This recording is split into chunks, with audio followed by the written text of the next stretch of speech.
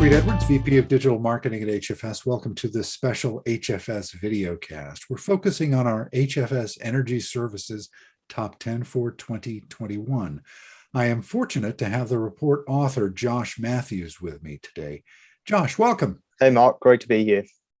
It's great having you here. Can you walk me through the HFS Energy Services Top 10 and what exactly we cover? Yeah, so exactly. Well, I guess as the name suggests, so we're looking at the best of the best services and technology providers that go after energy industry clients. So when we talk about the energy industry, what we're really looking at is how the oil and gas industry is reforming itself as it looks to transition away from fossil fuels towards renewable energy and generally decarbonize.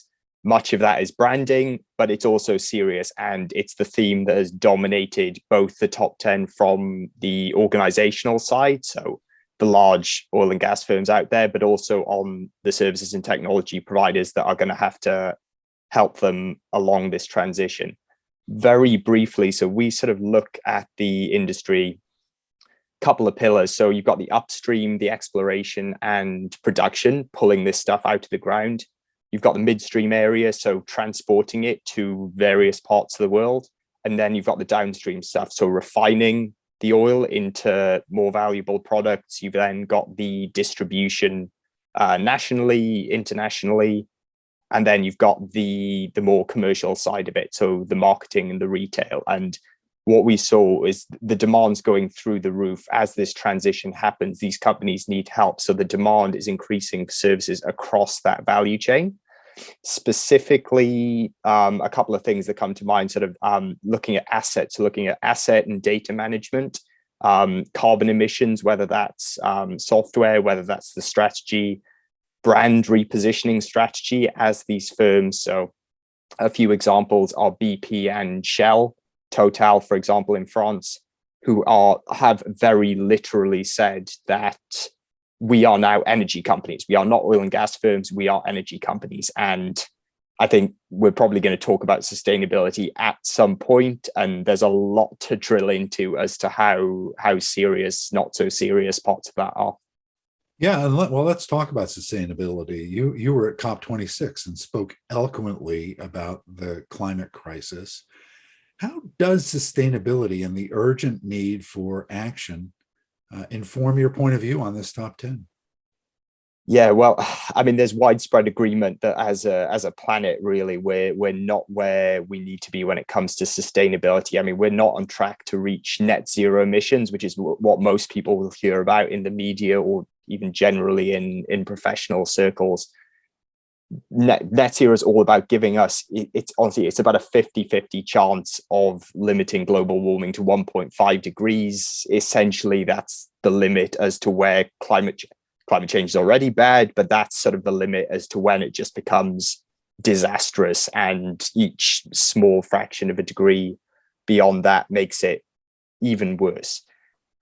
Everyone's going to know that the oil and gas industry has been a huge part of the problem, also has to be a massive part of the solution. And we've already talked that sort of the energy transition is underway. These firms are moving away from fossil fuels to other sources of energy. The levels of investment are very, very low. There's a lot of marketing and there's a lot of talk about it, and there is some action.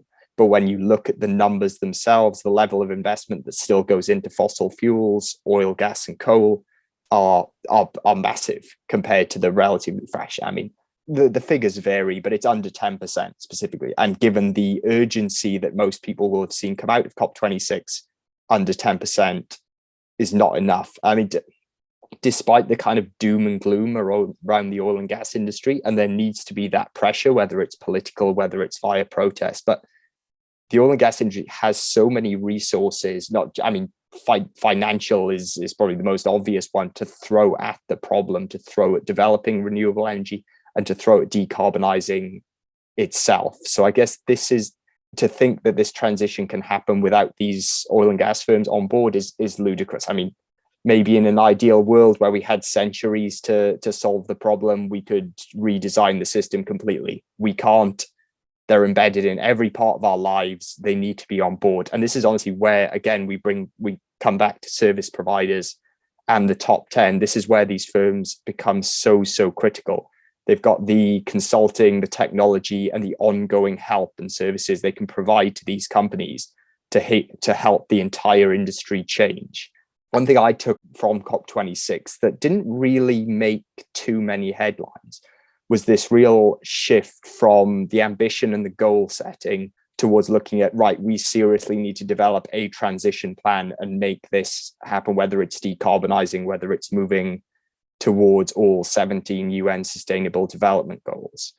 And the demands of, obviously, we're assigning the gold standard. So these firms who've identified that need, we're assigning the gold standard to, I don't think it's even 20%, but to those companies that have mastered very basic road mapping concepts, that have set a goal, measure starting point, plan route, and go along that route, that is less than 20%. And while it was good to see that shift, there's a lot more work that needs to be done, and the demands of services firms, not just in the oil and gas industry, across all industries, are going to explode in the near future. It already has, and it's just going to go in one direction.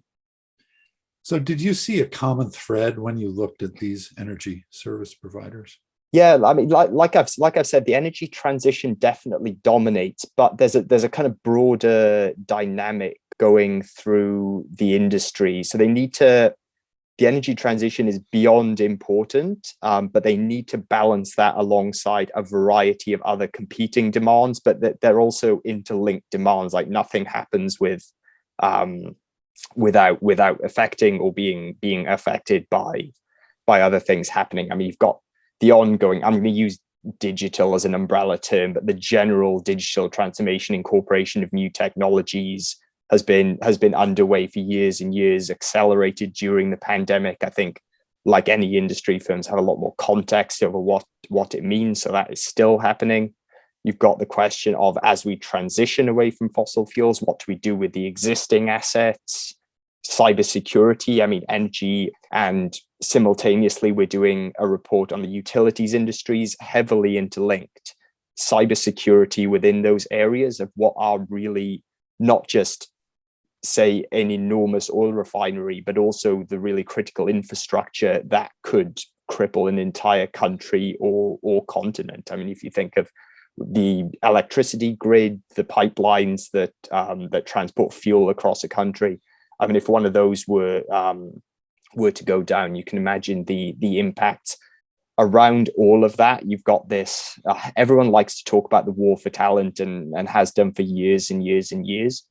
Mostly that's come under the context of all things digital and trying to find people with those kind of skills. But in the energy industry, you got this added factor where a lot of people just do not want to either be associated or keep being a part of the industry, or to start their careers. I mean, I graduated in 2017 as a chemical engineer, and I'll be very honest, nobody spoke about whether we go and work for an oil and gas firm because of climate change, or they're an oil and gas firm.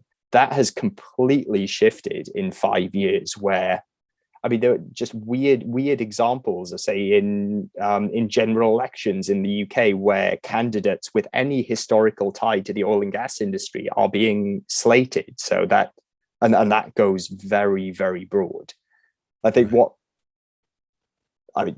well, we can call that question there. We could probably talk about that for quite a while. We can do an entire video cast on that, the kind of political implications of that. Let's talk about the notable performers in the top 10. Do you have a handful of them? Can you tell me about them?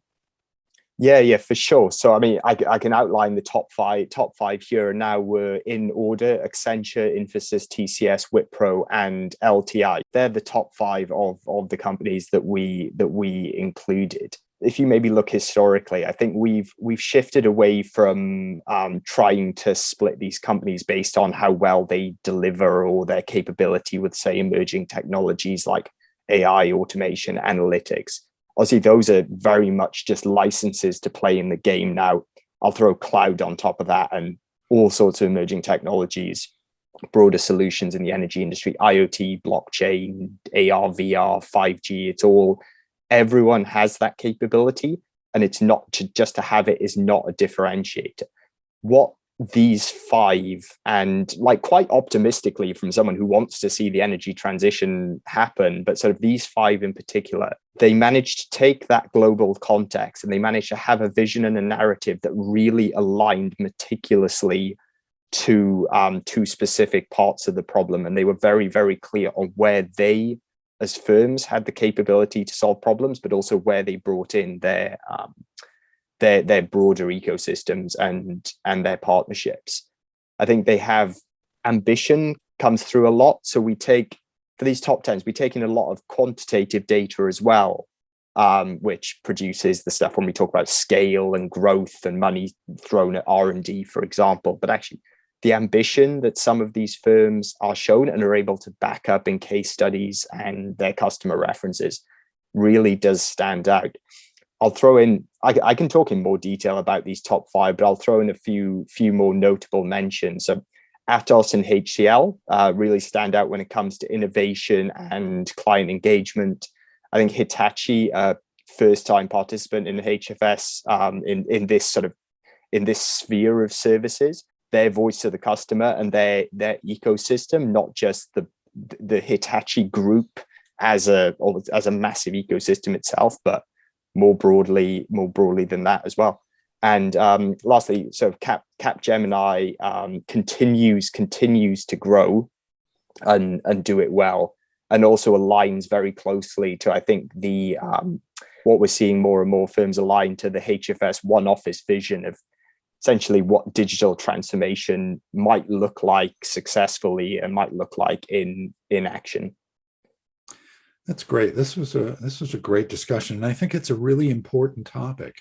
Often we discuss things like you mentioned, digital transformation, that seem kind of divorced from our daily life, but energy and sustainability is ingrained in everything we're doing, and the urgent need for some kind of action on climate change.